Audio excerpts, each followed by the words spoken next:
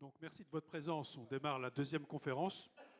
Même thème, l'entreprise agricole, mais avec un angle sous un regard qui est différent. Ce que j'appelais ce matin une forme de déconstruction de l'entreprise agricole. On va regarder des thèmes, des briques du mur qui constituent l'entreprise agricole, les analyser, voir quelles seraient les voies de progrès pour améliorer ces fonctions de l'entreprise ou ces supports de l'entreprise, ça dépend.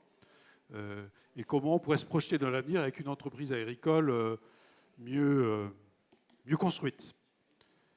Quatre points, il y aurait pu en avoir plus, 4 points. Un point foncier, on va démarrer par ce beau sujet.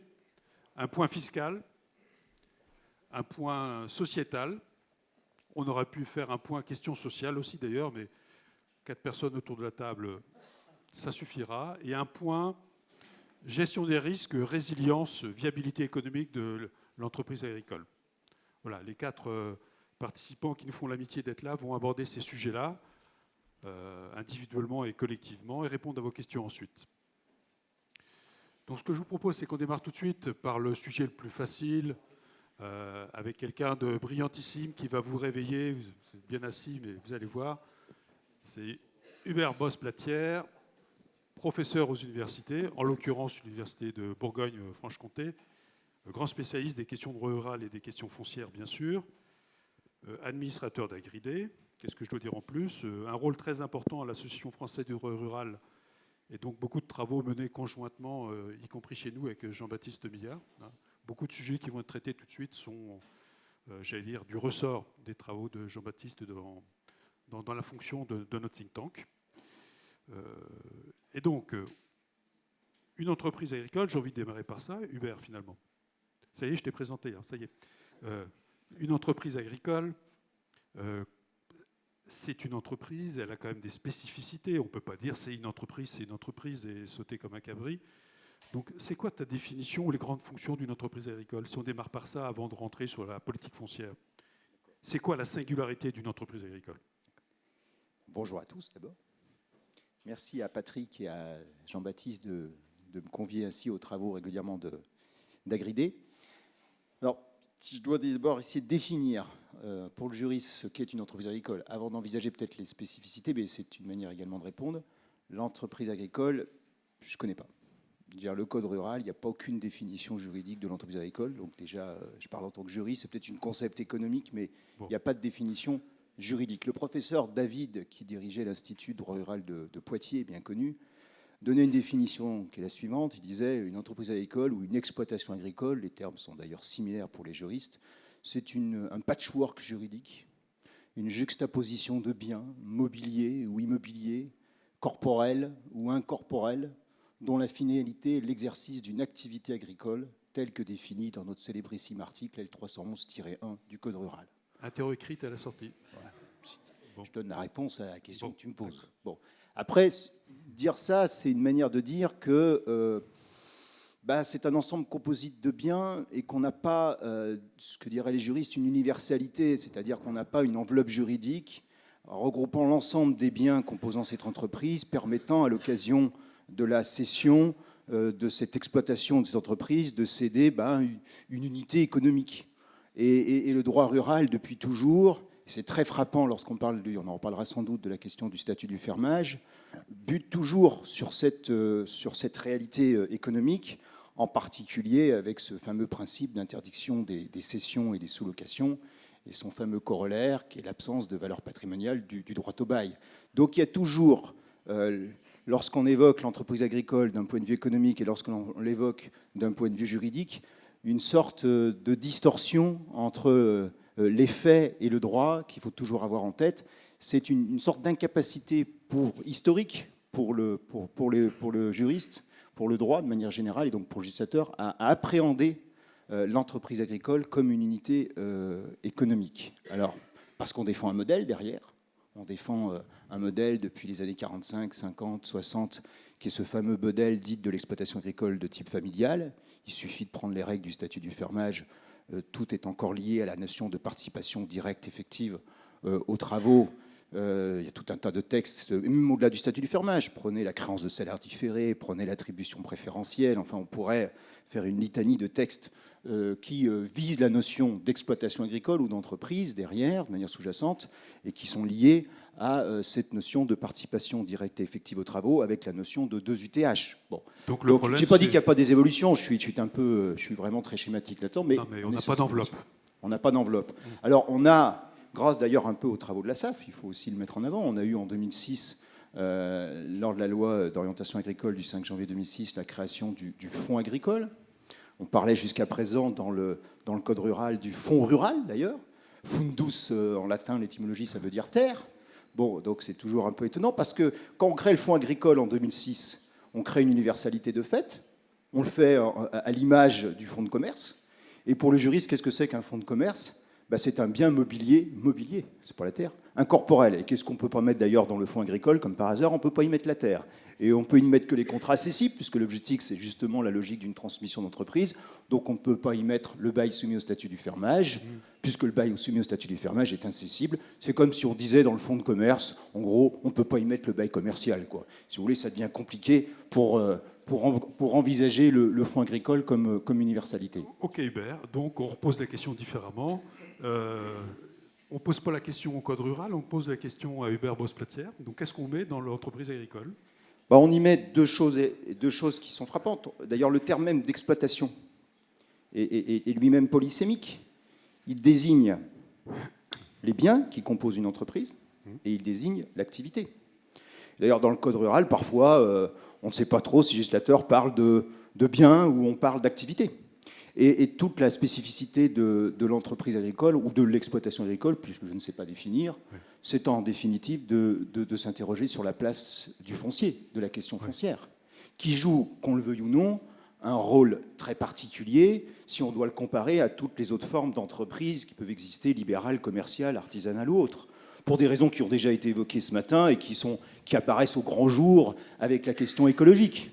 Les aménités collectives qui sont réalisées par le sol font déjà en soi que l'entreprise agricole qui a dans son capital le foncier est dans une situation singulière par rapport aux autres entreprises. Même s'il y a tout un mouvement qui souhaite dire que l'entreprise agricole égale entreprise commerciale ou entreprise libérale, il y a certainement une part de vérité, effectivement, parce qu'il y a une part de gestion, de risque, de dimension entrepreneuriale qui existe chez un agriculteur, comme il peut exister chez un commerçant ou un artisan ou une profession libérale, bien sûr, mais il y a des éléments irréductibles, il y a des éléments de spécificité indéniables. Et sans parler de la question écologique, ça a toujours existé. On sait bien que d'un point de vue économique, le capital foncier, de manière générale, est un capital qui n'est pas nécessairement rentable et que le législateur s'est efforcé à promouvoir avec des outils fiscaux bien connus, je pense à la question des baux à long terme en 70, à dissocier la propriété et la jouissance. Pourquoi ?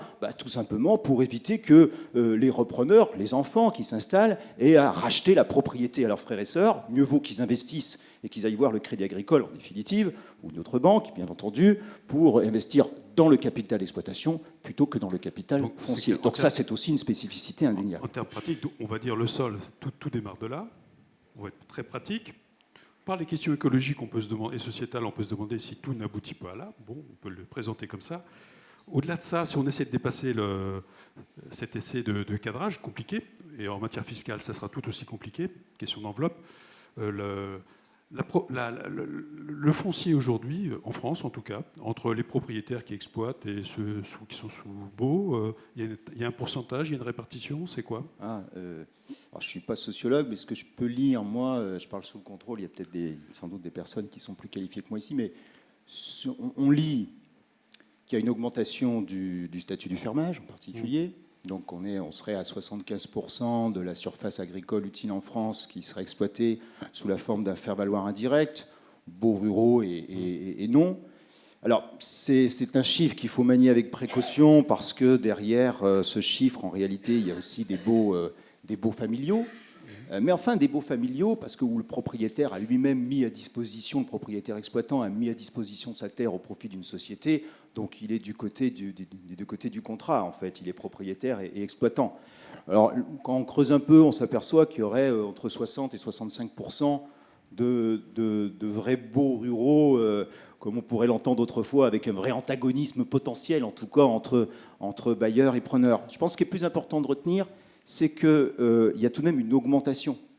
Et ça, c'est indéniable sur une vision un peu plus longue, une augmentation du faire-valoir indirect par rapport au faire-valoir direct. Et quand on fait une carte un petit peu de l'Europe, on s'aperçoit qu'il y a souvent un lien assez net, c'est pas neutre, c'est pas anodin évidemment, entre la taille des exploitations et le mode d'exploitation. C'est-à-dire que plus la taille des exploitations augmente, plus le faire-valoir indirect augmente. Là, on retrouve la question de la spécificité foncière et du capital très lourd dans l'entreprise. Si on continue de donner quelques chiffres, en France, 4 millions de propriétaires, Jean-Baptiste qui nous écoute va nous dire, c'est la moyenne nationale, 63 hectares. C'est entre 60 et 65 hectares, je crois. Bon, c'est les moyennes nationales. Et sur les cessions, en alors moyenne... qu'on était à 15 hectares en 1955, quoi. Ouais. Et le prix tout libre, des terres libres, alors prêt, etc., on est à 6 000 euros, tout confondu. Là, on a une moyenne mathématique. Hein. Oui, c'est ça. Après, moyenne mathématique à prendre avec toutes les pincettes qu'on peut imaginer, bien sûr. Donc 63 hectares, 6 000 euros. Par rapport à ton comparatif européen. 4 millions de propriétaires, il me semble. Bon, alors la politique foncière. Parce que finalement, qu'est-ce qu'on souhaite? Quelles sont les visions des pouvoirs publics qui ont en tête une loi foncière dans les mois ou les années qui viennent? Est-ce que les raisonnements ont changé par rapport à des souhaits en matière foncière? Il y a des mots-clés qui apparaissent dans la presse ou dans les conversations. C'est accaparement, c'est concentration, alors que des jolis mots. Hein. Si on essaie de dépasser un peu ce qui est une réalité, mais souvent extrêmement minime en chiffres, quelles sont les tendances en matière de cadrage juridique de la politique foncière en France? Disons que le droit a toujours eu deux fonctions. Il y a une fonction qui est la fonction la plus facilement palpable pour les usagers du droit, c'est ce qu'on appelle la fonction opératoire. Fonction opératoire qui dit j'ai le droit de ou j'ai pas le droit de. Dans les rapports bailleurs-fermiers, qui va payer la taxe foncière ou quelles sont les prérogatives du fermier, etc. Bon, ça c'est une fonction qui est une fonction bien connue, mais il ne faut pas non plus négliger la fonction qu'on appelle souvent la fonction symbolique, surtout sur le droit civil. Quand on définit la notion d'activité agricole, on définit en définitive, au regard de la société, l'identité. Qu'est-ce que c'est qu'un agriculteur aux yeux de tous aujourd'hui? Donc cette fonction symbolique, elle est très forte dans la question que tu poses, parce qu'on part d'une politique de régulation foncière, dont on sait tous ici qu'elle a été élaborée après, une dizaine d'années après la sortie de la Seconde Guerre mondiale, entre le statut du fermage et la mise en place de la SAFER et la législation sur le contrôle des structures. Et là, on avait un modèle. On avait un modèle qui était ce modèle que l'on appelait tout à l'heure la défense de l'exploitation agricole de type familial. Ce modèle, je ne dis pas qu'il ne demeure pas, simplement on voit bien apparaître un nouvel ordre public aujourd'hui qui marche avec d'autres objectifs, qui ne sont pas complètement appréhendés par le droit. Ces autres objectifs, il y a un objectif clair, qui est un objectif aujourd'hui, qui a d'ailleurs été évoqué ce matin, qui est un objectif que je pourrais appeler quantitatif, qui est l'objectif de lutte contre l'artificialisation des sols, parce que, ça a été rappelé, le sol, d'un point de vue de la transition agroécologique, stocke de l'eau, du carbone, etc., et que l'agriculture est une solution dans ce dossier extrêmement important, que l'on n'avait pas en 1960. Du moins, ça pouvait exister, mais pas du tout avec la même acuité. Et puis la question non plus quantitative, mais qualitative, qui est la question qui est posée dans les lois récentes, qui est la question agroécologique. Pas au sens méthode culturelle de décroissance hausse, je pense bien au sens juridique du terme. Quand la loi d'avenir agricole, dernière loi d'avenir agricole du 13 octobre 2014, nous dit à l'article L1 du Code rural, le premier, c'est que la finalité du droit rural, c'est la défense de l'agroécologie, et qu'on y donne une définition avec une triple dimension, qui est bien la définition de l'entreprise en réalité. Cette triple dimension qui est la dimension non seulement économique, sociale et environnementale. Et c'est ces trois aspects aujourd'hui qu'il faut que l'entreprise digère, et on l'a déjà dans les textes. Et ça veut donc dire qu'on a bien un modèle. On a un nouvel ordre public qui était historiquement principalement économique, on pourrait dire, qui défendait une exploitation agricole de type familial, avec une famille nucléaire, le conjoint participant aux travaux et les descendants. Et on glisse progressivement vers un nouvel ordre public, qui est un ordre public qui ne nie pas du tout une dimension économique, mais qui est une dimension écologique frappante, avec la question de la quantité et de la qualité à préserver et à orienter, Et je crois qu'il ne faut pas négliger, parce que souvent on lit qu'il n'y a plus de modèle. Et s'il n'y a plus de modèle, c'est qu'on démissionne en race campagne. La société a besoin de modèles. Les agriculteurs ont besoin de modèles. On a besoin de repères. La fonction du droit, c'est de donner des repères. De trancher entre le licite et l'illicite.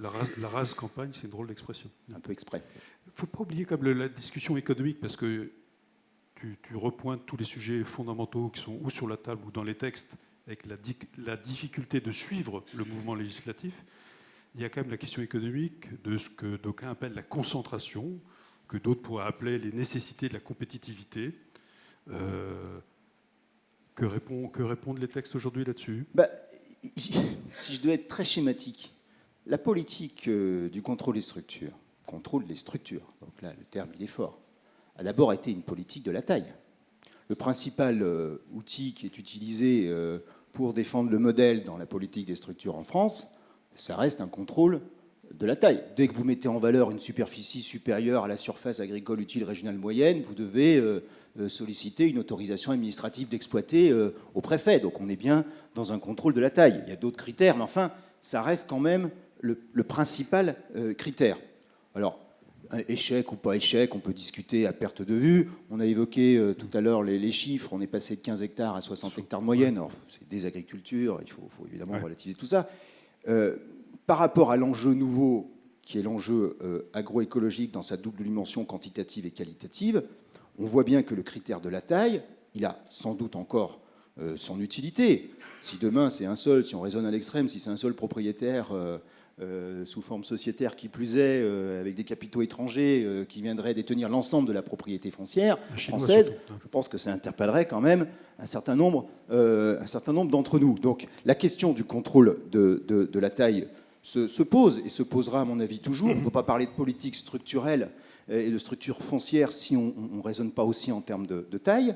Mais comme tu le dis, la question économique doit être posée dans la question de la taille. Et d'ailleurs, je remarque dans la politique des SAFER, quand vous regardez les objectifs des SAFER, le deuxième cas de préemption posé à l'article 143-2 du Code rural, c'est bien éventuellement agrandir des exploitations existantes pour leur permettre d'atteindre une dimension économique viable. Je crois que c'est la formule utilisée. Donc il n'y a pas de tabou à avoir sur le sujet. Si économiquement, socialement et d'un point de vue environnemental, on doit aller dans certains secteurs vers un agrandissement de l'exploitation, il n'y a pas, en tout cas dans les textes, d'interdiction en la matière, quoi.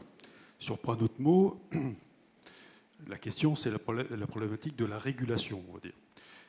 Quand on parle de régulation, c'est comme en matière économique, en matière foncière, le débat, c'est l'addition des objectifs démultipliés, tels que tu les cites, et un équilibre entre tous ces objectifs.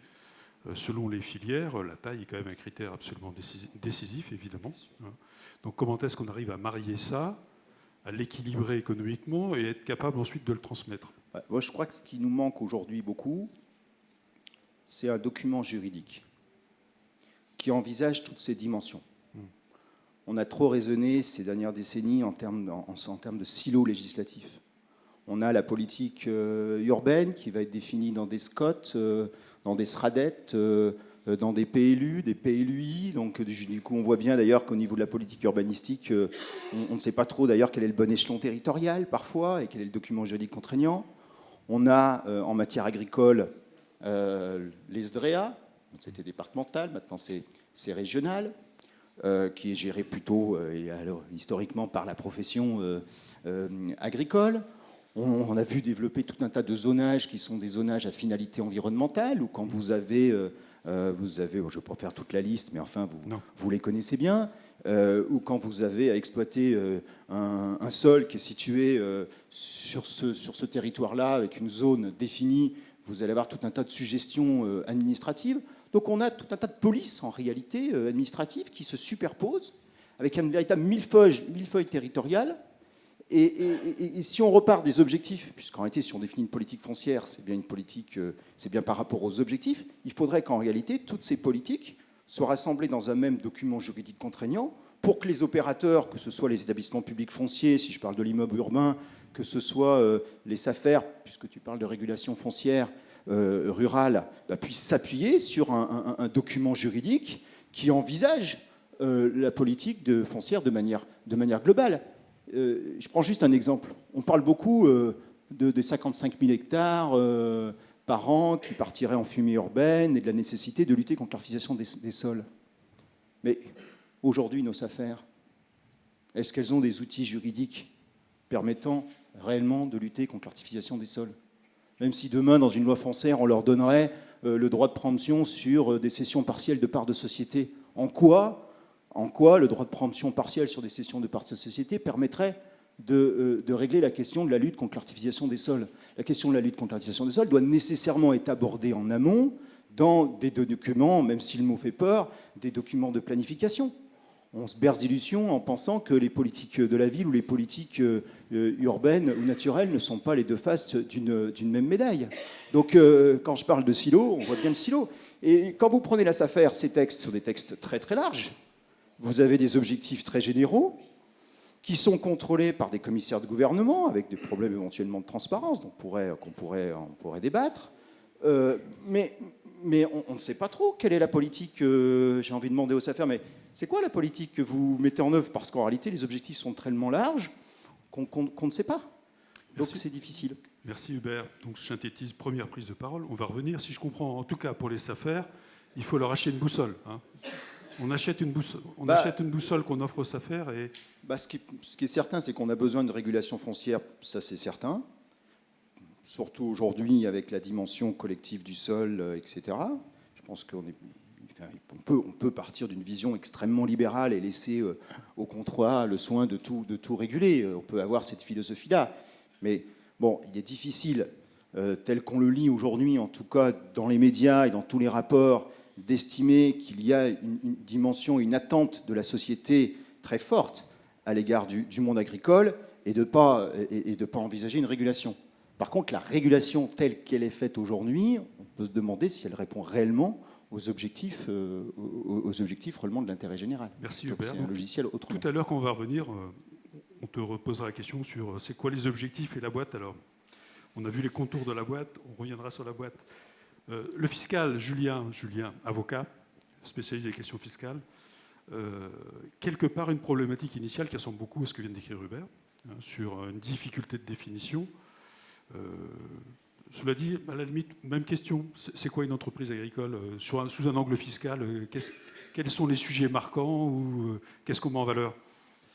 Alors, je dirais tout d'abord un peu la même réponse qu'Hubert, à savoir qu'au niveau de la fiscalité, en tout cas, si on parle de la fiscalité directe à l'impôt sur le revenu, puisque c'est là qu'on va trouver les différentes catégories d'impôts, pour ce qui nous intéresse, bénéfices agricoles, pour opposer aux bénéfices industriels et commerciaux ou les bénéfices non commerciaux, on ne parle pas non plus d'entreprise. En fait, là, on raisonne activité. Donc finalement, ça rejoint ce qu'indiquait Hubert tout à l'heure. Et donc, on a une définition dans un autre code, ce n'est pas le code rural, dans le code général des impôts, des activités, hein, non pas de l'entreprise agricole, mais au sens de l'impôt sur le revenu, quelles sont les activités qui sont donc qualifiées d'agricoles. C'est l'article 63 du code général des impôts. Deuxième interrogatrice. Donc tout ça pour dire qu'en fait, on n'a pas non plus cette notion d'entreprise et qui, à mon sens d'ailleurs, ne devrait pas, je pense, arriver dans un futur proche, puisque je pense qu'au contraire, ça sera plutôt peut-être la deuxième partie, mais je pense que ça ressort des débats depuis ce matin, qu'on est de plus en plus effectivement vers cette notion, certes, d'entreprise, mais qui va être, je pense, pour certaines d'entre elles, de plus en plus multisectorielle. Et donc, il va être difficile de dire aujourd'hui, j'ai une entreprise strictement agricole qui ne ferait que de l'agricole ou une entreprise qui ferait que telle autre activité. Alors, c'est pas vrai, évidemment, pour toutes les entreprises, mais je pense on sent bien qu'on évolue dans ce sens-là. Donc, je pense pas qu'on ira de toute façon vers cette définition de l'entreprise. Et ça, pour le coup, en fiscalité, je pense pas que ce soit un handicap que de ne pas avoir cette définition de l'entreprise, entre guillemets, pour lui appliquer la fiscalité. Oui, parce qu'on a vu ce matin à la première table ronde que la diversification, c'est un enjeu majeur, pas pour toutes les entreprises agricoles, mais c'est souvent une pratique. Donc qui dit diversification dit les limites des contours définis aujourd'hui, alors par un droit qui est très pragmatique, le droit fiscal. Tu es en train de dire finalement que l'enveloppe n'existe pas et que demain elle n'existera pas. Je pense effectivement que demain, je ne suis pas sûr que ce soit souhaitable. Je ne pense pas qu'on ira nous définir au plan fiscal une notion d'entreprise agricole, d'entreprise, quand on dit d'ailleurs entreprise commerciale, on va voir un boulanger, on va voir un épicier, un cordonnier, enfin on regroupe tout un tas d'activités finalement différentes et c'est la même chose en matière agricole et avec d'ailleurs une définition même des activités qui évolue aussi dans le temps. Alors après, pour des raisons parfois très matérialistes, si je reste au niveau des impôts, c'est-à-dire pouvoir appréhender sous certaines spécificités de nouveaux revenus, la méthanisation, par exemple, l'activité de méthanisation n'était pas une activité agricole. Aujourd'hui, elle est rentrée à la fois dans le code rural et dans le code général des impôts. On trouve aussi comme étant une activité agricole les activités de production de biomasse ou d'énergie majoritairement issues des produits ou sous-produits de l'exploitation. Alors là, on retrouve quand même de l'exploitation agricole. Donc activité que nous n'avions pas par le passé. Donc il y a effectivement une évolution, je dirais, peut-être à plusieurs niveaux quand on dit que l'entreprise, si on revient sur l'entreprise agricole, évolue. Elle évolue à la fois dans sa structure, puisque aujourd'hui on n'est plus sur ce seul modèle de l'entreprise familiale. On voit selon les secteurs d'activité, selon la taille de l'entreprise, selon le souhait aussi des personnes. Est-ce que je veux travailler tout seul? Est-ce que j'ai envie de me mettre en société pour être avec d'autres personnes, pour répondre à des envies sociétales, genre envie de vacances? Enfin, je prends pas le petit côté de la lorgnette, mais ce sont des choses qui comptent. Et puis effectivement aussi pour des raisons économiques et voire d'appétence technico-économique, eh bien des gens qui se lancent dans diverses activités.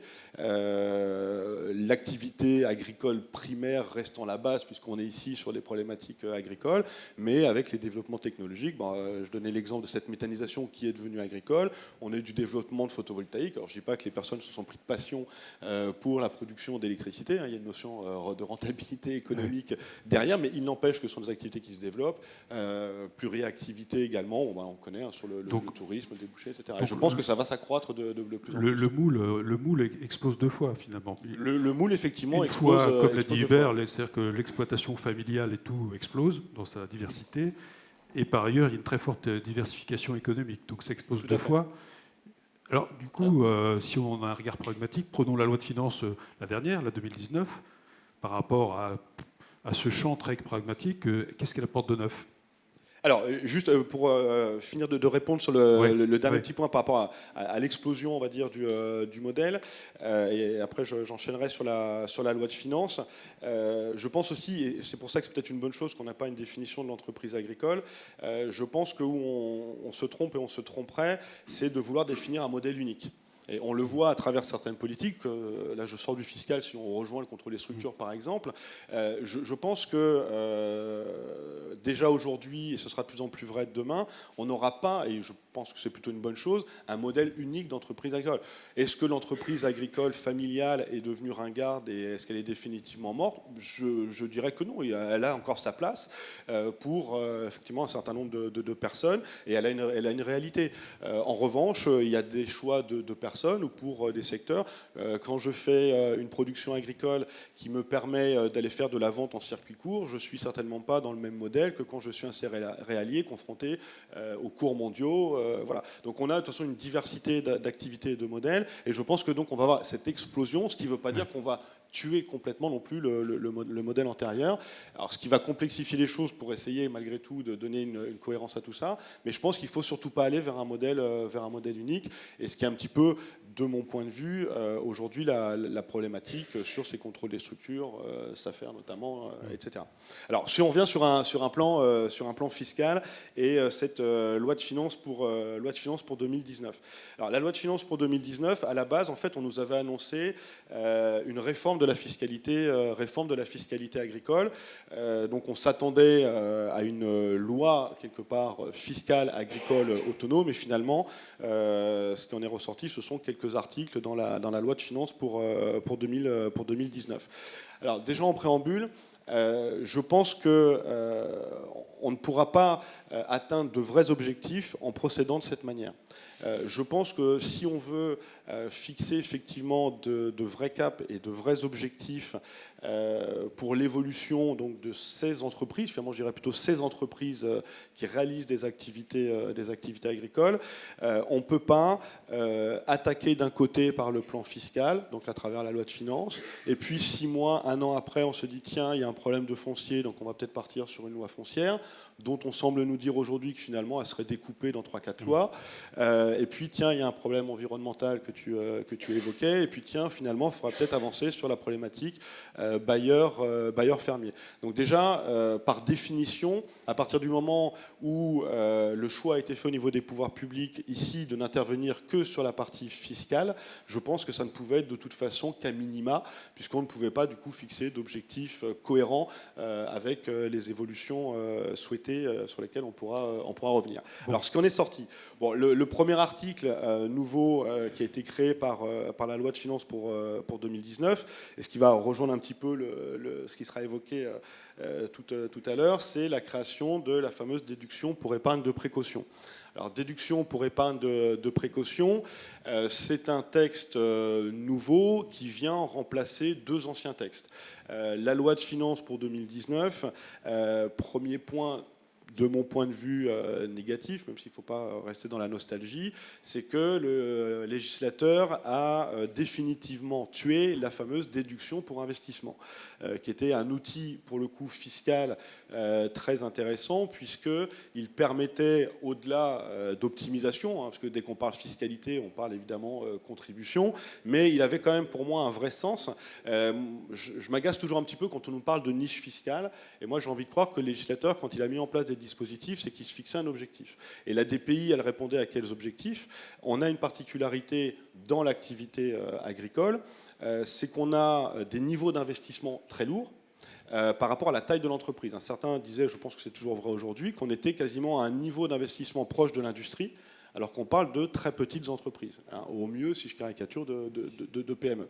Donc on avait cette DPI qui était là pour aider notamment l'investissement. Bon, ça a déjà été tué en 2012. Autre problématique ou importance de l'entreprise agricole, le financement des stocks à rotation lente. On en discutait tout à l'heure avec Pierre de Grégory, une des activités, alors c'est pareil pour toutes les activités agricoles, mais qu'on parle de l'élevage, de la viticulture notamment, on a cette particularité d'avoir des stocks à rotation lente. Et bien, ces stocks à rotation lente, il faut les financer. Donc on a des besoins de fonds de roulement qui sont importants. Et la DPI était un outil qui permettait effectivement de soulager l'entreprise agricole pour investir dans ces stocks. Donc tout ça, ça a été supprimé sous couvert, soi-disant, de contraintes budgétaires au niveau de la Commission européenne, et donc est sorti en remplacement de cette DPI et en parallèle d'un autre dispositif qui a également été supprimé, la déduction pour aléa, donc a été mis en place cette déduction pour épargne de précaution. Alors l'objectif de la déduction pour épargne de précaution, de manière, on va dire, assez simple, c'est à l'impôt sur le revenu, pour les entreprises au réel, la possibilité, une année donnée, de pratiquer une déduction fiscale. Alors, généralement, puisqu'on parle de l'impôt sur le revenu, on va faire une année où on a un revenu plutôt haut qui risque de nous faire passer à une tranche marginale d'imposition plutôt élevée. Donc on est dans un objectif de lissage du revenu, mais avec une contrepartie, et celle-ci qui, je dirais, s'entend, c'est de pousser, c'était l'origine de la DPA, les entreprises agricoles à s'auto-assurer en se constituant une épargne donc dite de précaution. Alors, on était dans l'ancienne réforme des aléas économiques avec les 3 piliers, les calamités, l'assurance récolte et puis donc l'auto-assurance de l'entreprise avec ce dispositif fiscal pour l'aider. Alors c'est bien ou c'est pas bien? Alors, sur cet aspect d'auto-assurance, sur le principe, on retrouve ce qu'on avait dans la déduction pour aléa. Potentiellement, on va dire que c'est plutôt une bonne initiative, un bon esprit. On a des plafonds qui ont été réévalués par rapport à la déduction pour aléa. Donc là, pareil, c'est quand même plutôt une chose intéressante. Une complexification du texte, mais qui a vocation, dans le fond, à soulager, puisque normalement, la contrepartie de la déduction fiscale, c'est l'obligation de mettre une somme au moins équivalente à 50% de la déduction sur un compte épargne. Donc là, il y a un effet trésorerie qu'il faut pouvoir assurer au niveau d'entreprise. Et donc, le texte prévoit la possibilité de, on va dire, remplacer la trésorerie par justement du stock à rotation lente ou de la production de stock. Voilà. Donc ça, sur l'idée générale est plutôt intéressante. Après, le texte est très lourd, il pose pas mal de questions. Bon, on sait qu'il y a des commentaires administratifs là, qui sont en préparation, il y a un BOFIP qui est en cours de préparation, qui devrait finalement rendre le dispositif assez applicable, puisque si on prend le texte pur, la dispense de trésorerie au niveau des stocks à rotation lente, pour moi, il était inapplicable tel qu'il est rédigé, mais a priori, ce serait repris dans le texte. Par contre, il y a un vrai problème dans le texte, en tout cas une vraie limite, et qu'on va retrouver dans beaucoup de dispositifs qui ont été adoptés dans la loi de finances, c'est que c'est un dispositif qui tombe sous le règlement des minimis, sous le règlement des minimis agricoles. Alors, en quoi c'est un problème ? C'est un problème, tout d'abord, puisque il faut, pour pouvoir pratiquer cette déduction, ne pas avoir franchi ce seuil des minimis au niveau agricole. Mais la vraie problématique, pour l'entreprise agricole et pour les conseils, et notamment les experts comptables, c'est intéressant s'il y a les exploitants agricoles dans la salle, c'est qu'ils nous disent à ce jour quel est le montant d'aide des minimis qu'ils ont au compteur. Et je pense qu'aucune personne est en capacité de vous donner le chiffre du montant des aides des minimis qu'ils ont au compteur. Donc là, en fait, on a quand même un vrai problème aussi de mise en œuvre donc par rapport à ce texte-là. J'ai un vrai bémol. Je ne sais pas si tout le monde est rassuré dans la salle, puisqu'on sait que maintenant, il y aura des écrits pour expliquer la simplification que nous venons de vivre. Bon, on va voir. Deuxième tour, tout à l'heure, j'ai envie de te poser la question de l'IS, de l'impôt sur les sociétés, puisqu'on parle d'entreprise. Tout à l'heure, on va peut-être se reposer cette question-là. C'est peut-être un schéma de simplification, peut-être avec des spécificités, tu vas nous raconter. Robert Boitel, le sociétal, ça a été bien dit à la conférence de ce matin, tout à l'heure, vraiment, Fanny notamment l'a dit de façon extrêmement claire. On produit selon un business plan, on a le consommateur, le citoyen, on a le contact sociétal à organiser. J'aimerais bien qu'on aborde un peu ça. D'abord, Robert Boitel, entrepreneur agricole et Sol et Civilisation. 2 mots sur Sol et Civilisation, peut-être quand même. Qu'est-ce que c'est ? Sol et Civilisation, en fait, c'est un frère, en fait, pour vous. C'est un think tank où c'est un lieu d'échange et d'action pour comprendre, faciliter et anticiper les évolutions et les transitions agricoles et rurales. Donc, on s'installe dans la prospective, la perspective.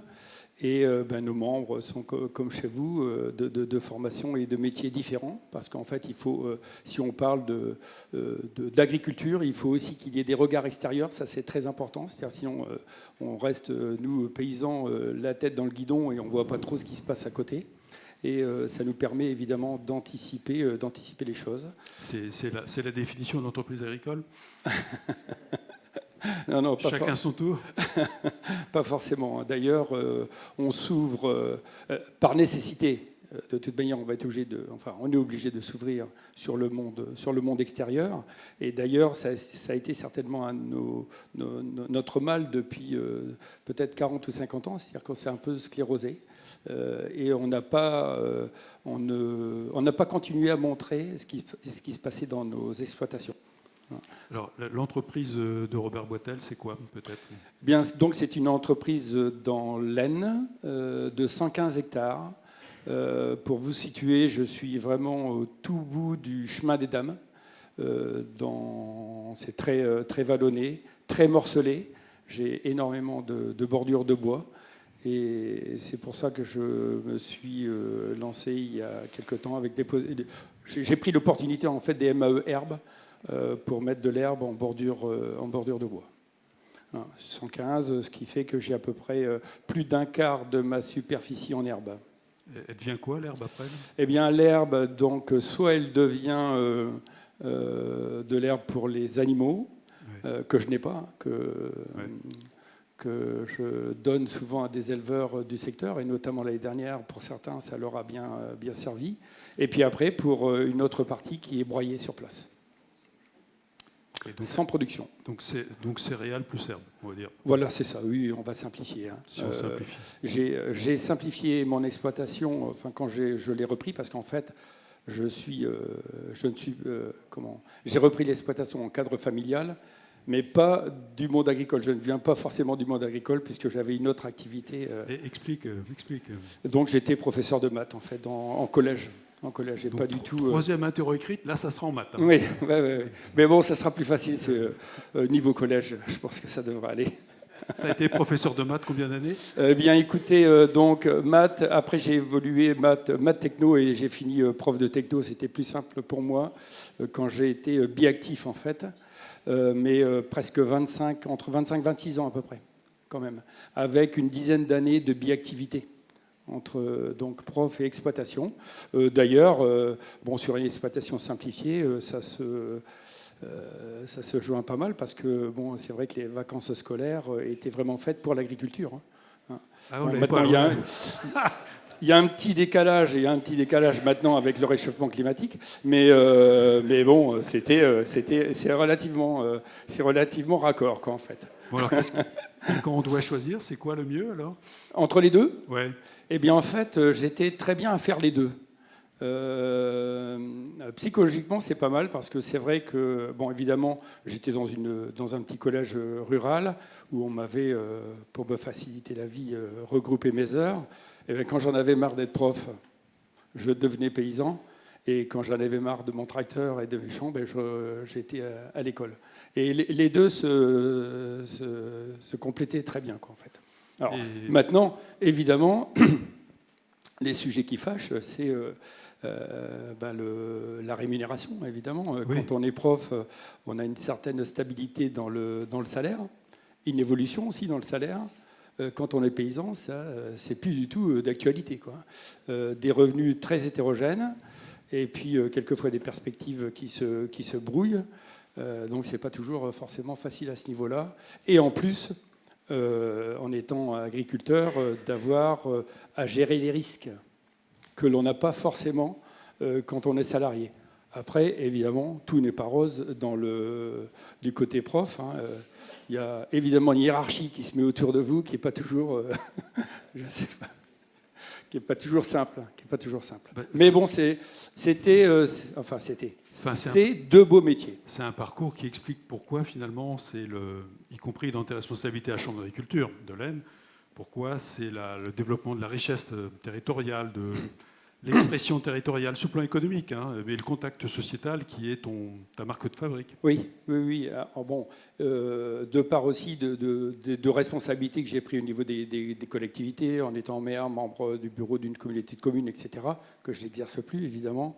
Mais pour moi, en fait, c'est vraiment la continuité du travail du paysan, c'est-à-dire de participer aussi à la vie collective, et au travers de ça, de devenir, c'est un peu pompeux ce que je vais dire, mais d'être un peu l'ambassadeur du monde agricole, du monde paysan.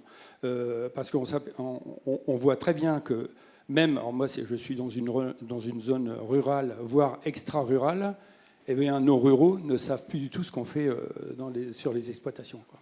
Donc c'est une définition complémentaire de ce qu'est l'entrepreneur agricole. Tout à fait. C'est vrai que il faut replacer évidemment le basique de l'entreprise agricole avec tout son environnement, oui. Clients, fournisseurs, banques, État, etc. Mais maintenant, c'est vrai que c'est regreffé à un autre niveau la société. La société, pour toi, on pourrait penser, on y reviendra peut-être tout à l'heure, aux ONG, mais aux journalistes, aux médias et tout. Mais d'abord, le sociétal, c'est quoi ? Ce sont les collectivités locales. Donc on est entre le monde rural, urbain, agricole. Ce sont les collectivités qui font le maillage. Oui, ce sont les collectivités qui font le maillage, en effet. Voilà. Et maintenant, de plus en plus, les EPCI, les COM2COM, les communautés de communes, qui font vraiment le maillage et qui ont maintenant, évidemment, en plus, la compétence économique. Donc, c'est plutôt vers elles qu'on se retourne pour mener à terme des projets agricoles ou installer des filières territorialisées. Il y a deux choses. Créer des filières territorialisées. Oui. C'est toute la bioéconomie. Hein. Oui, Marie-Cécile n'est pas là, mais on a beaucoup travaillé chez nous sur la bioéconomie. Mais Voilà. c'est ce côté-là, toutes les filières. L'autre côté, c'est quand même le contact. C'est le contact. Alors, le contact est forcément développé par les produits locaux, les circuits courts, mais pas que. On essaie aussi de temps en temps, via la Chambre d'agriculture ou le syndicalisme, de faire des colloques, des réunions avec la population pour essayer d'expliquer ce que l'on fait et aussi de leur montrer qu'on ne part pas de zéro, que nos fermes sont en perpétuelle évolution. Parce que c'est vrai que c'est certainement, tout à l'heure vous en avez parlé, l'agriculture, elle sera toujours plurielle. Il y aura encore des fermes familiales, de toute manière, tous les modèles se valent, mais elle sera innovante, mais encore plus communicante. Il le faut. Il le faut, parce que ça, c'est vraiment une demande. Comment on répond à l'agribashing actuellement? Non. Eh ben, c'est ça, c'est de communiquer, de montrer comment on travaille, de montrer comment on a pu évoluer. Pas plus tard que ce week-end, on avait une grosse manifestation dans l'Aisne où on fêtait les 100 ans de notre syndicalisme issu de la Première Guerre mondiale pour reconstruire l'Aisne, qui a quand même souffert pendant la Première Guerre mondiale. Et on montrait donc les outils de cette époque-là, donc les chevaux, les brabants, après les premiers tracteurs. Et on montrait quand même aux gens, aux urbains qui venaient voir la ferme, regardez, là on ne peut pas dire que c'était mieux avant. C'est pas possible. Un tracteur sans cabine qui tremble comme ça, 10 heures dessus, c'est plus possible. C'est quand même compliqué, parce qu'effectivement, les collectivités, le contact par les collectivités, c'est le vecteur principal, mais on voit bien, c'est Marie-Laure qui a organisé un colloque avec les communicants de l'agriculture, le SIRPA, où les mots-clés, c'est on est passé d'une société de la connaissance à une société de croyance. Oui. Donc à partir de là, ça devient compliqué de passer des messages ou scientifiques ou du moins pondérés. Exactement. Ce qui est compliqué, voilà, c'est ça, c'est que quelquefois on a en face de nous, on est assez souvent en frontal devant des pensées un peu dogmatiques. Je ne sais plus qui est-ce qui en parlait tout à l'heure, mais on essaie de monter des circuits courts, alors genre drive, panier, etc. Et on voit très bien qu'avec la population, on peut communiquer énormément. Ils ont quelquefois du mal de passer de l'intention à l'action. C'est-à-dire qu'ils restent dans l'intention, dans une intention quelquefois qui est conditionnée par les médias, les associations, etc., très axée sur le bio, mais pas que. Mais en fait, ils ne passent pas à l'action. Mais ils ont quand même une idée sur l'agriculture. Et quelquefois une idée qui est un peu noire. Voire une croyance. Voire une croyance, tout à fait. Alors, et au travers de ces communications, ce qu'il nous faut, c'est en fait rétablir le capital confiance. Le capital confiance. Ce matin, ça avait été dit. Bon, c'est vrai que dans l'entreprise, une entreprise agricole est une entreprise économique à part entière, avec elle est singulière, bien sûr. Le but, évidemment, c'est de faire des bénéfices et qu'il y ait une rémunération correcte pour le producteur, pour l'agriculteur, donc une rémunération des prix, mais pas que. Je ne sais plus qui est-ce qui avait parlé d'essayer de mettre en place des valeurs partagées. C'est-à-dire que ça, c'est vraiment l'aboutissement. C'est-à-dire que s'il y a les valeurs partagées, il y aura certainement les prix derrière. Je crois que c'est Fanny Tamizier, je ne sais pas si c'est là qui a dû parler de tout ça. Voilà. Merci Robert. On reviendra parce que là, on parle des collectivités. Ça ne doit pas être facile de dialoguer au sein des collectivités. J'aimerais bien qu'après, on reparle d'autres organisations que les collectivités. Ton expérience sera enrichissante. Jean-Marc Bournigal, on parle d'économie, on parle de gestion de risque, mais au sens pluriel, compétitivité. On a vu des thèmes, là, juridiques, fonciers, etc. Mais sur le plan économique et sur la gestion des risques, par exemple, si on démarre par ça, il y a une nouvelle déduction. Qu'est-ce que tu en penses? Aujourd'hui, tu es directeur de la GPB, tu as derrière toi une carrière avec de très, très hautes responsabilités. Globalement, la DEP, qu'est-ce que tu en penses? Et qu'est-ce qu'on pourrait souhaiter demain de différent? Bon, c'est toujours intéressant de commencer par les zones plus complexes, les parties juridiques, fiscales. Alors, on ne sait pas ce que c'est une entreprise agricole, on ne sait pas très bien non plus comment gérer le foncier, comme on ne sait pas non plus ce que c'est un agriculteur actif. ça n'aide pas non plus. Hein. Bon, avec toi, on va savoir. Bon, toujours est-il qu'il y a des agriculteurs qui sont des entreprises et qui ont des choix d'entrepreneurs et qui doivent donc assurer la maîtrise de leurs risques. Et c'est vrai que quand on regarde un tout petit peu, on part de l'histoire, on part d'après la guerre où il y avait des objectifs clairs à l'agriculture, des prix garantis, un climat qui finalement s'était avéré assez stable, des modalités, je dirais, d'intervention parce qu'on avait des assurances relativement tout risque en termes phytosanitaires sur des produits qui sont peut-être évidemment critiquables aujourd'hui, mais qui avaient quand même des effets de stabilisation non négligeables, une période assez faste d'irrigation de la France. Donc on était parti d'un système qui finalement était assez piloté par l'extérieur pour les agriculteurs et qui a permis une agriculture de se développer. Et on vit depuis la réforme McCharry, Agenda 2000, Midterm Review, Revue de santé, un système où finalement on a essayé de remettre les agriculteurs en prise avec les règles avec le marché, en prise directe avec ses choix sur ses itinéraires techniques, en complexifiant les paramètres qu'il doit gérer. Et pour autant, ça reste quand même qu'un individu et ça reste quand même que des TPE. Donc en fait, le nombre de paramètres intégrés pour gérer les risques, qu'ils soient économiques, sanitaires, climatiques, et on rajoutera dessus maintenant, comme le font d'ailleurs les grandes entreprises, les risques d'image, de réputation, qui aboutissent d'ailleurs dans les grandes entreprises à créer maintenant des directeurs de gestion des risques, des directeurs risques en tant que tels, et plus simplement des contrôleurs de gestion et des petits morceaux séparés. Ça complexifie les choses. Donc c'est vrai que c'est pas très simple. Donc on peut les prendre sous les angles relativement classiques. Si on prend l'exploitation agricole elle-même, il y a d'abord tous les choix des itinéraires techniques. C'est une activité spéculative par essence. On choisit ce qu'on veut faire en pariant sur des prix à venir. Donc on prend un risque économique, on fait un choix technique. Donc les risques économiques, on peut essayer de les regarder, soit à travers les couvrir de façon relativement classique, à travers des bases de contractualisation sur ce qu'on veut faire. Alors à titre individuel, à titre collectif, j'y reviendrai peut-être un petit peu sur les outils collectifs qui ont été développés, ou si on a de la chance sur des marchés à terme et commencer à se couvrir financièrement, là aussi, selon les secteurs, ces éléments-là ont pu être mis en œuvre. Et ensuite, on a tous les risques qu'on a qui sont liés tout simplement à l'activité elle-même. C'est les risques climatiques, le risque sanitaire. Est-ce qu'on prend les mesures préventives nécessaires de bioprotection si on a des animaux pour éviter que les maladies arrivent, des politiques vaccinales, des choix de variétés, leur implantation pour essayer de faire des contournements climatiques, des rotations plus complexes pour diversifier la production. Donc tous ces choix-là, de toutes les manières, l'agriculteur doit les faire et ça contribue à améliorer sa résilience et bien sûr à couvrir ses risques.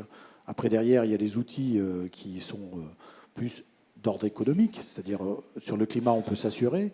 Sur la partie sanitaire, c'est plus ou moins complexe. Il y a des politiques d'accompagnement sur les maladies dites réglementées. Il y a des capacités à mettre en place des politiques financières, un petit peu d'accompagnement à travers des fonds mutualisés qui ont été mis en place pour contrecarrer une partie des coûts sanitaires. Il y a des assurances climatiques qui aussi existent. Bon, les vieux systèmes, soit le fonds de calamité qui avait été mis en place à son temps, qui a évolué au fur et à mesure que le développement du marché privé et la capacité d'accompagnement de l'État sur les assurances a pu se mettre en place. Donc l'assurance climatique reste bien sûr un élément tout à fait important. Dans la gestion d'une entreprise agricole, surtout sur des productions qui sont annuelles, au moins sur la partie des cultures, au moins si on prend les grandes cultures, la notion de variabilité interannuelle est extrêmement importante.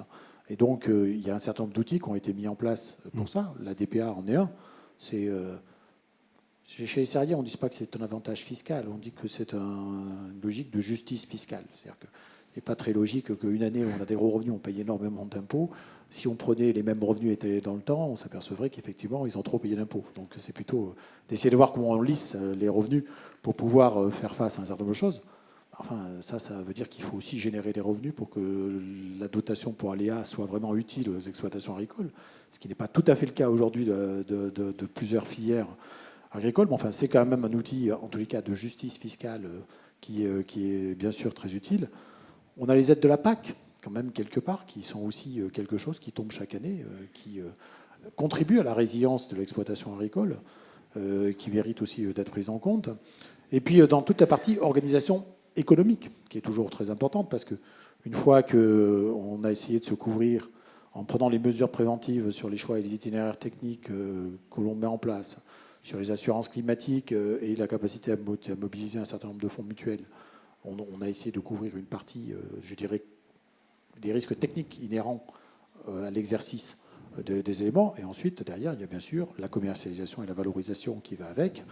Et c'est vrai qu'on s'est aperçu que nous sommes dans une logique, on le voit bien toujours sur les notions de prix et de partage de valeur, entre un monde agricole qui est extrêmement éclaté, entre un aval qui est extrêmement concentré sur des agrochimistes, des grands semenciers, des grands équipementiers, une industrie agroalimentaire qui certes est un petit peu fragmentée, mais derrière une grande distribution qui est elle extrêmement concentrée, il est extrêmement difficile d'avoir une répartition de la valeur ajoutée au sein de la filière qui soit aussi juste que possible, d'où toute la boîte à outils qui s'est constituée au cours des années. On parlait tout à l'heure des lois agricoles. L'avantage, je crois que j'ai fait pratiquement toutes les directions du ministère et j'ai fait à peu près une loi tous les 4 ans. Donc, j'ai dû largement contribuer à... Tous les 4 ans. 4 ou 5 ans. En général, c'est ça la moyenne.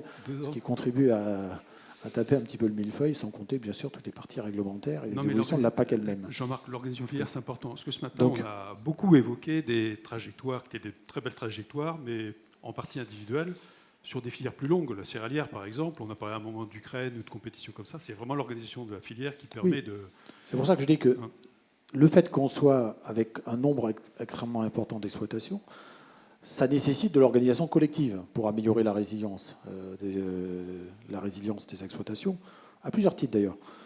Si je reviens juste sur le premier, c'est d'abord, quand on veut optimiser son système agricole, Gérard est là, on a aussi travaillé aussi pas mal dans la recherche, la diffusion de l'innovation, la conception de l'innovation et derrière la capacité derrière à se projeter, c'est quand même en général qu'un exercice plutôt collectif qu'individuel. Ce n'est pas un agriculteur qui va se faire la recherche. C'est bien parce qu'on a mis des moyens collectifs, soit au niveau de l'État, soit au niveau des instituts techniques derrière, qu'on est capable d'appréhender un petit peu les éléments d'évolution. Et derrière, il faut aussi passer par les capacités de déploiement et qui vont, on a parlé ce matin de la formation continue, la formation initiale, mais également l'intervention de ce qu'on mettait dans le terme du développement agricole, c'est-à-dire les chambres d'agriculture et également les organisations des coopératives agricoles, et notamment les OS, sont quand même des éléments qui sont extrêmement importants dans l'adaptation, l'adaptabilité de notre modèle à pouvoir voir un petit peu ce qui va se passer. Si on regarde juste les innovations, j'ai eu le plaisir de participer il y a quelques années à un rapport qui s'appelait Innovation Agriculture 2025, qui était quelque chose qui était plutôt assez collectif. Enfin, on avait très bien identifié, il faut travailler sur les logiques systèmes, type effectivement la notion d'agroécologie qui est une vision plus systémique, la bioéconomie systémique, des technologies clés qui tournent autour du numérique, de la robotique, de la génétique avec la partie des NBT, du biocontrôle, et ensuite des innovations organisationnelles au niveau de l'innovation ouverte qu'on est obligé de promouvoir, probablement des nouveaux systèmes de financement de l'agriculture, que ce soit au niveau du foncier d'ailleurs ou au niveau des services environnementaux. Donc on voit bien qu'on a déjà identifié des blocs un petit peu complets pour pouvoir se projeter et qui sont des organisations collectives. Et ensuite, de façon également, on a développé toute une batterie d'outils qui vient souvent de la France et qui a été imposée au niveau communautaire. C'est les organisations, donc ce qui vont des OP, des organisations de producteurs, commerciales ou non, les commerciales abouties étant les leçons de coopérative. Et si on prend le secteur des céréaliers, c'est un secteur qui est extrêmement organisé, avec un mouvement coopératif extrêmement massif en la matière. Ça permet effectivement de faire les investissements nécessaires collectifs. Ça permet aussi d'approcher les marchés et d'être capable de répondre aux besoins du marché et leurs évolutions. Ça permet également d'enclencher la création de valeur sur la transformation et le maintien de la valeur pour les exploitations agricoles, sachant que, bien évidemment, il va y avoir de la diversification à l'échelle de l'entreprise agricole, mais on s'aperçoit quand même que c'est souvent collectivement sur la partie transformation qu'on arrive effectivement à faire les investissements. La méthanisation est un bon exemple. Jean-Marc, question sur le collectif. Il y a la gestion des risques sur l'entreprise elle-même, il y a le collectif, l'organisation économique, il y a le collectif sur l'innovation, la recherche. Il y a aussi le collectif par le syndicalisme économique. Quand l'AGPB dit on va aller vers une forme de HVE, ça participe à cette construction-là aussi, non ? Oui ou non ? Oui, le syndicalisme, c'est une émanation du monde de la production et qui a en général structuré son environnement économique depuis son origine. Enfin, en général, l'origine des mouvements, y compris la création des coopératives, le droit qui va avec, la notion d'interprofession, les centres techniques, les organisations collectives, vient simplement du besoin qu'ont les agriculteurs de s'organiser collectivement pour pouvoir améliorer la résilience de leurs propres exploitations. Donc oui, tout à fait. L'idée, c'est donc d'avoir aussi la capacité à financer collectivement les outils, d'où les interprofessions, la capacité c'est pas lever l'impôt, puisque finalement, c'est pas une taxe, c'est bien un élément privé, ce que nous envie une partie de la Crévit, des autres partenaires. La cotisation volontaire rendue obligatoire est quelque chose qui est intéressant. Mais enfin, à travers ça, on paye la promotion collective, on paye de la recherche collective. Et également, ça a permis d'étendre aussi le champ de ses compétences générales à les études de marché, les indicateurs de prix, les notions d'écriture de contrat, voire aller jusqu'à maintenant avec les évolutions communautaires, jusqu'à parler un petit peu de répartition de valeur ajoutée au sein des filières. Donc ça permet aussi de rééquilibrer tout simplement dans le contexte national les agriculteurs par rapport à leur environnement. Ça contribue évidemment à leur résilience. Et quand tu parlais tout à l'heure du mouvement de la GPB derrière, c'est aussi de dire comment est-ce qu'on aborde ce volet sociétal, qui n'était peut-être pas aussi prégnant dans les années précédentes, mais qu'on a vu émerger avec la perte un petit peu de confiance dans les modèles agricoles qui datent de l'époque de la vache folle. Vous avez transformé nos vaches en carnivores, ça n'a pas été la gloire de la recherche publique. Enfin, il paraît. Enfin, en tous les cas, quelque part, ça, doublé après des OGM qui n'ont pas été non plus initiés sur les bonnes bases au bon moment pour que la perception de l'avantage coût-bénéfice par la société soit bon. Finalement, on est rentré dans cette logique-là où on doit reparler à l'agriculture, on doit reparler à la société civile. Et c'est pas si simple, c'est pas simplement une question de porte, d'organiser des portes ouvertes. Le décalage entre le monde urbain et le monde rural est devenu extrêmement important. Les éléments de réassurance ont beaucoup changé. Et derrière, comment est-ce qu'on redonne un petit peu confiance par rapport aux attentes? D'abord, comment on les perçoit, comment on les traduit, comment on rétablit ces mécanismes de réassurance. C'est devenu assez complexe. Et le choix qu'ont fait plutôt les céréaliers est assez basique. On dit on veut faire une transition agroécologique. C'est bien, on a mis la transition agroécologique dans la loi. Je défie quiconque de me dire quel est le point A où on était et quel est le point B où on doit arriver, ce qui est quand même très compliqué. Donc expliquer aux agriculteurs qui doivent aller vers la transition agroécologique quand ça va de la biodynamique version historique à l'agriculture de très haute précision de l'autre côté. Bon, nous on partit du principe que ça veut dire maîtriser l'impact de l'agriculture sur la biosphère, sol, eau, air, biodiversité, et d'être capable de le faire. Donc version des céréaliers, c'est plutôt une version assez technologique, assez innovation, en disant on sera capable parce que la recherche, là on sait à peu près ce qu'il y a déjà dans les tiroirs de la recherche, ce qui pourra arriver, on sera capable de répondre à un certain nombre d'éléments à travers le système. C'est donc d'essayer d'abord de clarifier un tout petit peu c'est quoi la transition qu'on vous demande, pour voir si déjà on se comprend bien avec la société, et puis à travers ça, d'être aussi sur une transition qui, quelque part, a été discutée avec la société civile. Alors, HVE, c'est peut-être pas très révolutionnaire, mais c'est quand même un des seuls signes de qualité environnementale qui a été négocié avec la société civile, qui est géré dans une commission nationale où siège aussi bien le monde agricole que la société civile et l'ensemble des ONG, qui a défini les cahiers des charges et qui est basé sur des systèmes de certification qui sont en partie indépendants, qui sont en général reconnus comme tels, comme étant susceptibles d'apporter le niveau de réassurance suffisant. Donc c'est dans cette logique-là, c'est d'essayer de répondre à ce problème de comment est-ce qu'on parle à des dizaines de milliers d'agriculteurs sur des modes de production très différents pour essayer de définir un chemin, essayer de le rendre compréhensible par la société et donc derrière permettre à l'entreprise agricole d'abord de savoir vers quoi elle va aller en appui avec la recherche publique et la recherche et développement des instituts techniques pour pouvoir déployer intelligemment avec un certain pas de temps. Maintenant, la véritable inquiétude de tout le monde, c'est que le pas de temps agricole, le pas de temps de la recherche et le pas de temps politique sont tellement décalés aujourd'hui, c'est qu'en général, même si on évolue vers ça, des fois le pas de temps politique n'arrête pas de faire des ruptures de charge sur le temps qui rend les choses très compliquées. On ne bouge pas des modèles comme ça en 5 minutes en termes de Jean-Marc, bon, maintenant c'est le pas de temps de la conférence. Je vous pose une question et Jean-Marc, tu concluras. Et puis quelques instants de débat avec la salle avant que Patrick n'opère. On avait une question, Hubert. On avait une question sur le statut courte, hein, la question, mais courte la réponse. Le statut du fermage, on ne l'a pas évoqué, franchement, tout à l'heure. Par rapport à l'évolution de la problématique foncière. En termes de prospective législative, tu veux dire, en termes de réforme Dans le rapport Pétier-Potel du Parlement en décembre dernier, il est renvoyé à la profession, et donc aux bailleurs et aux fermiers, le soin de mettre en place une réforme. On en parle depuis tellement longtemps, donc c'est difficile de parler de la réforme du statut du fermage comme ça en quelques secondes. Mais si je devais résumer, je dirais qu'il est enfermé, il est doublement enfermé à la fois dans un caractère familial qui a son sens, on l'a évoqué. Il ne s'agit pas de remettre en cause, évidemment, dans ce propos, l'exploitation agricole familiale.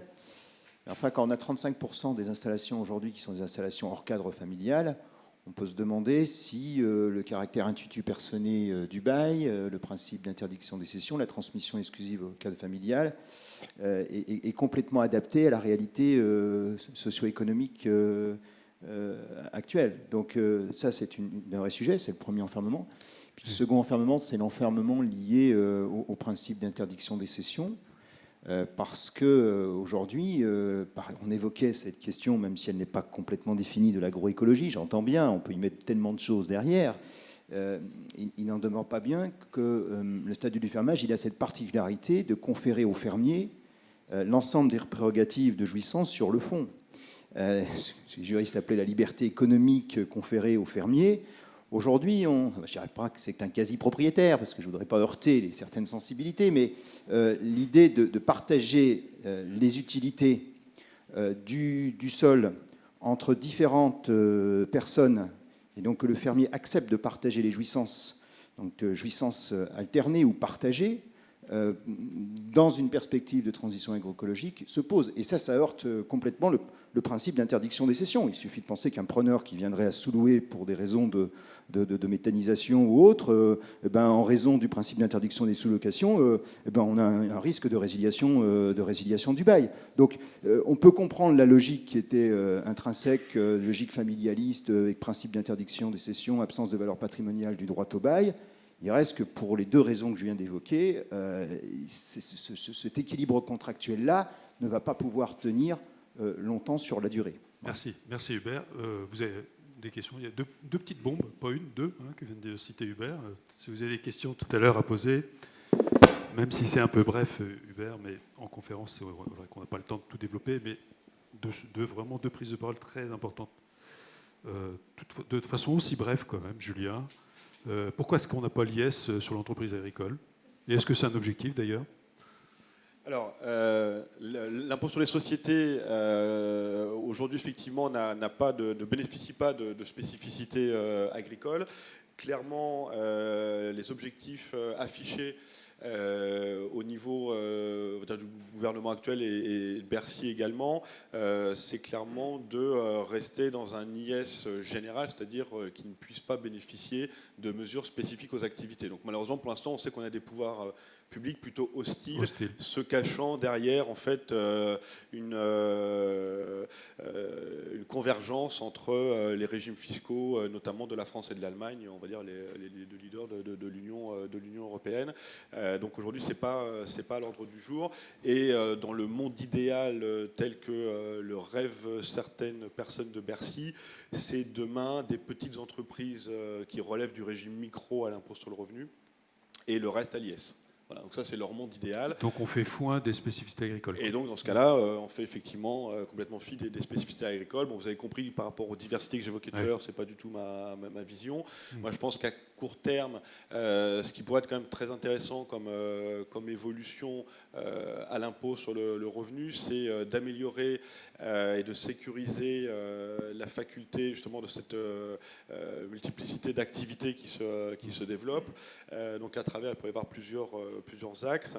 Peut-être que demain, une fiscalité, alors je fais un petit coucou à Patrick Vandamme qui en parlait tout à l'heure, une fiscalité professionnelle globale peut-être demain à l'impôt sur le revenu qui n'empêcherait pas de dire en revanche quand je fais telle activité, eh bien parce que j'ai des problèmes de stock à rotation lente, parce que j'ai des problèmes d'investissement, j'ai des dispositifs particuliers qui s'appliquent. Ça, à mon sens, c'est pas un problème, mais ça pourrait être une certaine simplification.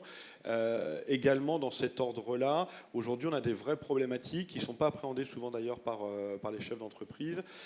C'est qu'on a quand même très majoritairement au niveau des sociétés de forme civile en matière agricole, avec du développement d'activités, alors soit juridiquement commerciales, on est clairement hors toute règle juridique, mais même au plan fiscal, et avec cette espèce d'épée de Damoclès au-dessus de la tête d'un risque de basculement à l'impôt sur les sociétés si l'activité commerciale dépasse certains seuils.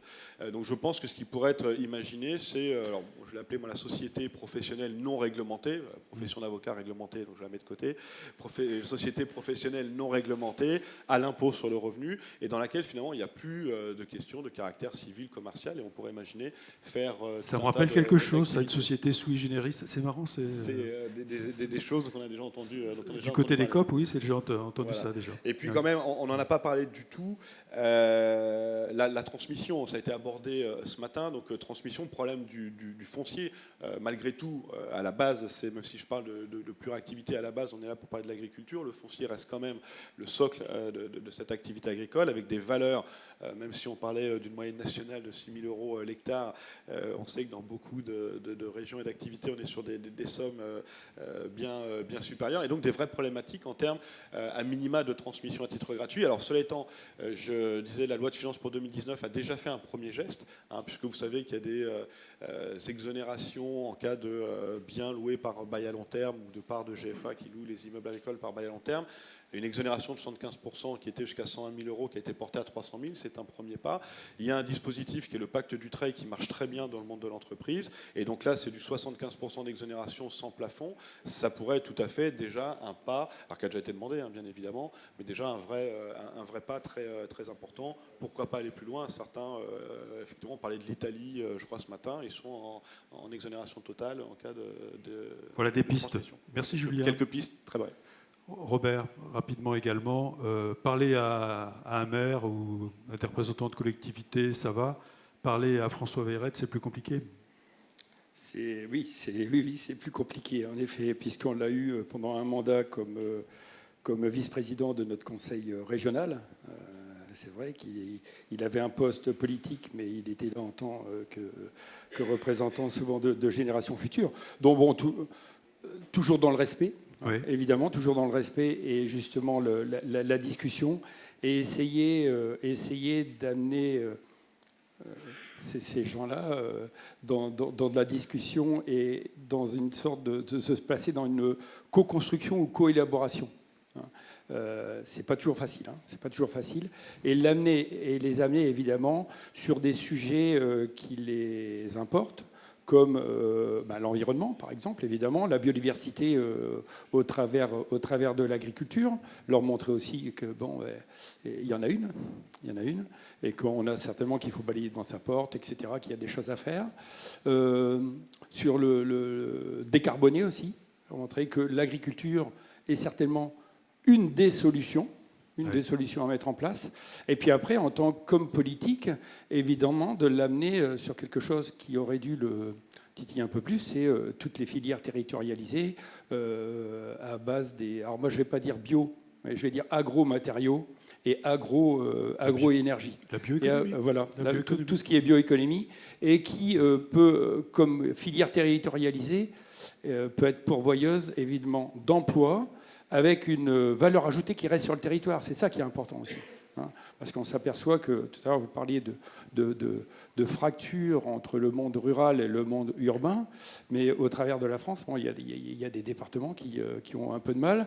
Et le fait de réinstaller des filières territorialisées dans ces départements, dans ces mini-régions, c'est quand même très important. Merci Robert. Alors, parce qu'on a parlé de transmission, je pense qu'il est aussi parlé évidemment d'installation en face, à savoir que nous, notre courbe dans l'Aisne et dans les Hauts-de-France est en train de s'inverser et on repart à la hausse avec des profils qui sont complètement différents de ce qu'on a connu jusque maintenant.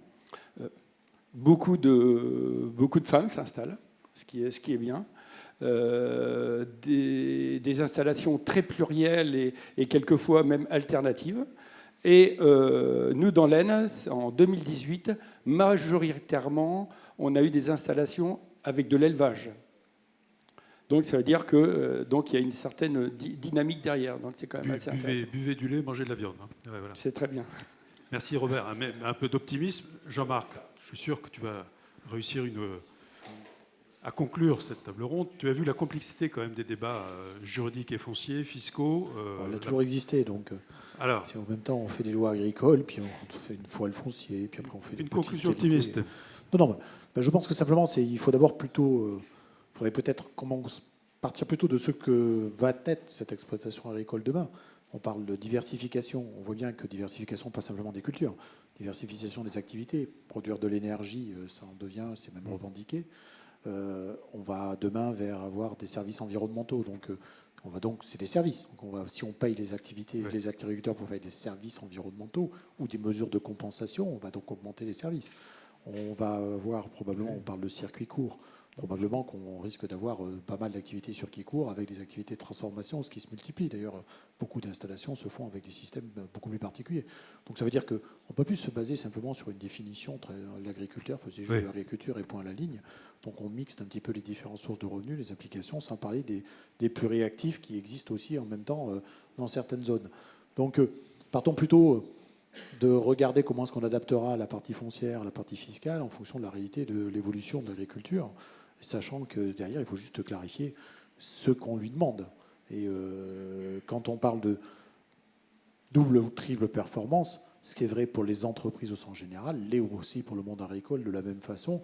Donc je ne suis pas sûr que dire toujours que c'est une activité particulière soit toujours la meilleure façon de défendre l'agriculture.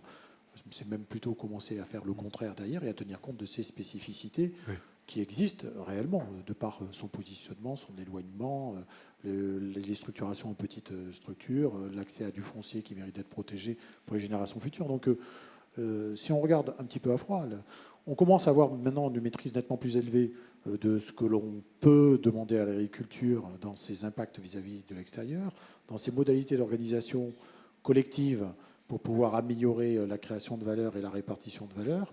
Donc tous ces éléments-là commencent à se mettre en place. On commence à projeter les choses. Ce qu'il faut simplement, c'est donner un petit peu de temps pour que les gens s'adaptent. Les innovations qui arrivent vont être quand même extrêmement puissantes. On sait, le digital en est une, le biocontrôle en est d'autres, les recherches variétales sous réserve qu'on ait accès au NBT, derrière en sont encore une autre. Et puis derrière, les mesures d'accompagnement des agriculteurs qu'il va falloir déployer derrière et de formation pour pouvoir y arriver sont plutôt porteuses d'avenir de façon extrêmement positive, je dirais, pour le monde agricole. Et je reste toujours convaincu qu'on va produire plus et mieux, et qu'on ne va pas nous renvoyer vers un modèle qui est purement agressif, qui n'aurait pas de sens, alors que ce qu'il nous faut, c'est maîtriser l'impact derrière. Et puis il y a une autre dimension quand même qui est en train de se développer, c'est la notion de RSE. Donc la notion de RSE à l'échelle de l'entreprise, mais surtout la notion de RSE à l'échelle de filière. Ça veut dire comment est-ce qu'on réussit à avoir des visions structurées de filière, ce qui permettra aussi en partie de répondre aux attentes sociétales pour arriver jusqu'au consommateur si la totalité d'une filière se met en mouvement en même temps et prend des engagements aussi bien sur les parties environnementales, sociales et économiques, à peu près sur les mêmes cahiers des charges, en tous les cas qui s'appliquent à chacune de leurs activités. Donc ces éléments-là qui sont aussi en train de se déployer, enfin, je vois les différentes interprofessions rentrent dans des logiques de RSE de filière, et on voit même sur le statut de l'entreprise de savoir quelle est sa responsabilité sociale. Donc je crois qu'on partons plutôt de l'entreprise, de son évolution, et ensuite on va adapter les outils, ce qu'on a toujours fait derrière, et ça se passera comme ça. C'est-à-dire que par voies successives, on a corrigé la DPA, on a corrigé la partie fiscale, on a mis quelques dotations par l'I, quelques exonérations de charges par l'autre, et sur la partie foncière, un petit peu de la même façon. On voit bien que protéger le sol agricole est une nécessité, il faudra le durcir. Après, derrière, qu'est-ce que c'est une exploitation familiale? Est-ce que c'est défini par son capital ou sa taille? Il y aura quand même une définition. Il reste des définitions. Aussi oui, on a bien vu, la nécessité de définir est très complexe. 2 ou 3 questions, si vous le souhaitez, avant que Patrick n'intervienne en conclusion. Mais on a le temps. On a le temps, Patrick, il est -5. Fanny. J'ai une question sur le foncier. Viens dans le micro, Fanny. J'ai une question sur le foncier par rapport aux compensations foncières. J'ai cru comprendre qu'il y avait des compensations foncières environnementales qui se mettaient en place sur les entreprises et qui grignotaient du foncier. Donc nous, ça arrivait dans notre département sur le TGV, mais est-ce que j'ai cru comprendre que ce n'était pas volontaire pour les compensations foncières agricoles quand il y avait des entreprises qui prenaient sur des terres agricoles? sais pas si vous savez ou pas. Non. Réponse brève. Vous parlez de l'ERC, de éviter, réduire, compenser? Non, sur les compensations agricoles, en fait. Ouais.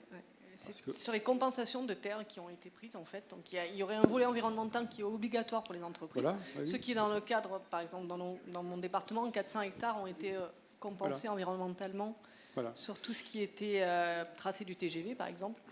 Et on est en train de créer dans le département ce qu'on appelle une foncière, nous, pour voir au niveau des compensations foncières sur les emprises agricoles. Voilà. Donc je ne sais pas si vous êtes au courant, vous, au niveau... Oui, je pense que c'est ça, c'est l'ERC, c'est-à-dire éviter, réduire, compenser au niveau agricole.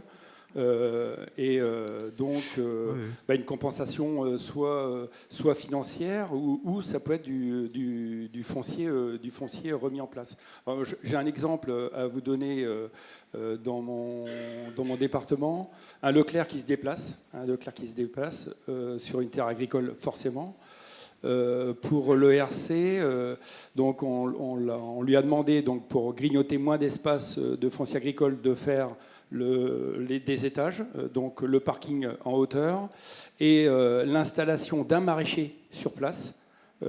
Donc sur les extérieurs, c'est-à-dire qu'au lieu de faire de la verdure autour du bâtiment, de mettre en place un maraîcher sur, alors 2 têtes, hein, peut-être un peu plus d'1 hectare, donc avec serre, eau, électricité, etc., avec l'assurance évidemment de la vente en direct dans le supermarché. Ce qui lui a permis en fait de ne pas avoir de compensation à donner en direct. Merci Robert. Une autre question, madame? Bonjour, je voudrais savoir si la tendance elle est toujours à la concentration des terres ou avec l'augmentation du prix, on ne va pas assister à un morcellement par rapport à certaines cultures à haute valeur ajoutée.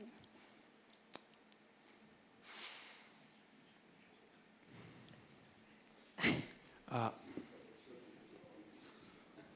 dépend ce qu'on entend par concentration des terres. Il y a le contrôle des structures, donc il y a les données qui peuvent remonter via les SAFER, hein, donc ça c'est à peu près transparent, je dirais, en tant que tel. Ce qui est moins transparent, c'est ce qui se passe à travers la partie des sociétés, les mises en gestion dans des sociétés. Donc c'est moins sur la notion de propriété ou d'accaparement que sur la notion d'élargissement éventuellement d'exploitation qui peuvent arriver maintenant probablement à travers des sociétés de gestion ou des mises en gestion à travers des ETA ou des choses comme ça sur des exploitations très grandes. Maintenant, Hubert, sur l'agrandissement en tant que tel. Un complément, Hubert? Merci Jean-Marc. Non, mais est-ce qu'il y a vraiment une très forte concentration?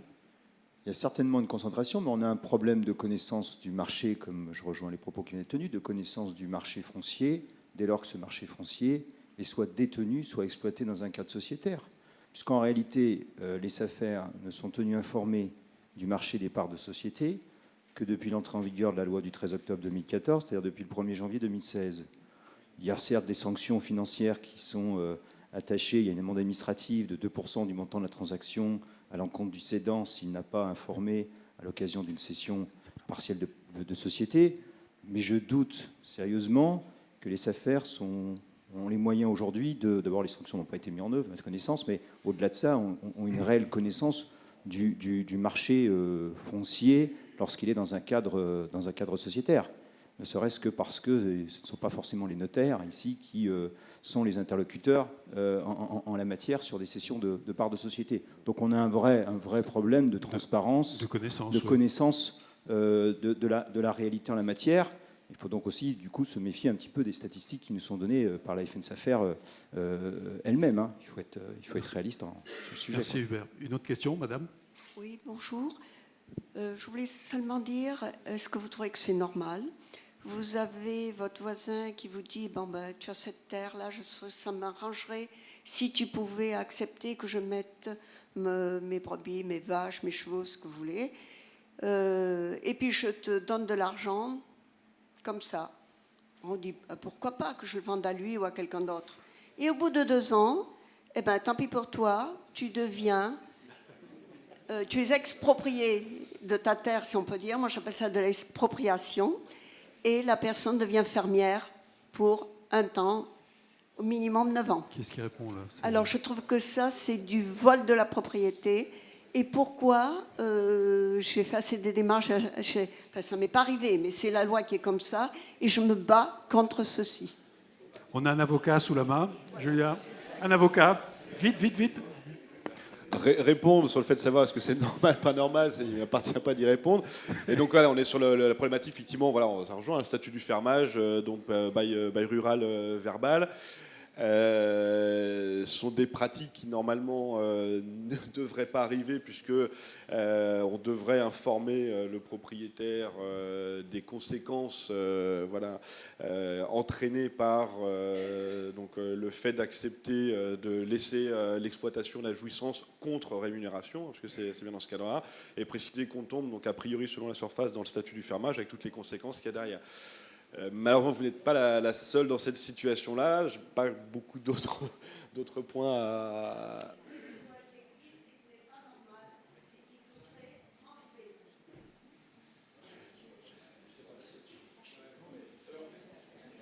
On a quand même une désaffection à l'égard du statut du fermage. Je n'ai pas de statistiques, mais qu'il faudrait quand même mesurer, puisqu'on s'aperçoit qu'il y a quand même le développement du recours aux ETA, on le sait.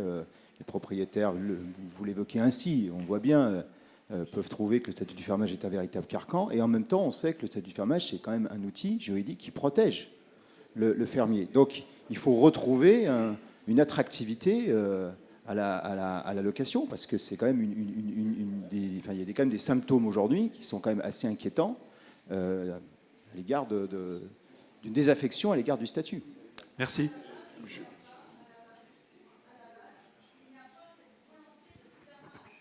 Oui, après, vous avez toutes les règles de vice du consentement, après les règles générales du droit que vous pouvez essayer de mettre en avant pour défendre, mais c'est vrai que c'est très compliqué.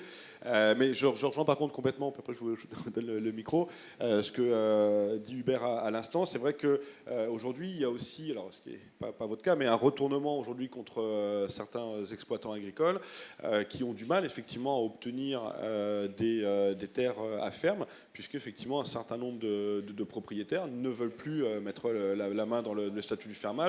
Et on retrouve des situations effectivement ubuesques et de tentatives de contournement. Donc ça c'est vrai que ça pose un problème, alors qui va peut-être pousser enfin locataires et bailleurs à se mettre autour de la table et à faire évoluer ce statut du fermage. Il y aura peut-être ce point-là, mais d'autres.